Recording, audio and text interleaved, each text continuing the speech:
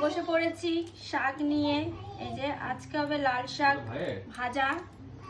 লাল শাকটা বেশ খেতে ভালো লাগে আর শরীরের একটু উপকার আছে। যে কোনো শাকই শরীরের উপকার আছে, কিন্তু নানান ধরনের উপকার। যাই হোক, এই যে লাল শাক, এটাও আমার সোনাদের খুব ফেভারিট শাক। তো এটা নিয়ে এসছি, আমরাও খাবো ওরাও খাবে। এখন না বেশ ভালো হয়েছে, ওরা যেহেতু আমাদের মতো খায় তো বেশ সুবিধা হয়েছে। আমি যেটাই করি লঙ্কা ছাড়া করে ফেলি, ওরাও খেয়ে নেয় আমরাও খেয়ে নিই বলে সুবিধা হয়েছে।